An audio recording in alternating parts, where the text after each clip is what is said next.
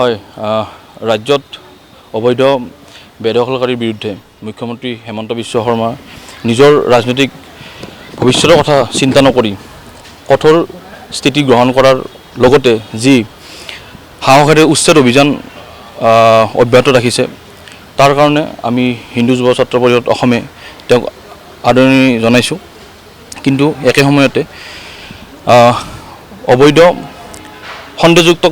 সন্দেহযুক্ত বাংলাদেশীৰ বুকুৰ আমঠু বিধায়ক অখিল গগৈ ডাঙৰীয়াই যি BTRত গৈ BTCৰ পৰা মুখ্যমন্ত্ৰীক লাঠ মাৰি খেদি দিব লাগে বুলি মন্তব্য দিছিলে, সেই মন্তব্যক আমি তীব্ৰ গৰিহণা দিছোঁ। আৰু তাৰ কাৰণে আমি আজি দিছপুৰ থানাত এখন এজাহাৰ দিছোঁ যে অসাংবিধানিক মন্তব্য তেওঁ দিছে। এজন বিধায়ক হিচাপে সেনেকুৱা মন্তব্য হ'ব নাপায় মুখ্যমন্ত্ৰী এজনক। তাৰ কাৰণে দিছপুৰ থানাত আমি এখন এজাহাৰ দিছোঁ আৰু উচিত তদন্ত হ'ব। আৰু তাৰ কাৰণে আমি দিছপুৰ থানাকো তাৰ কাৰণে আহ্বান জনাইছোঁ যে উচিত তদন্ত কৰে। সেইখিনিয়ে, ধন্যবাদ।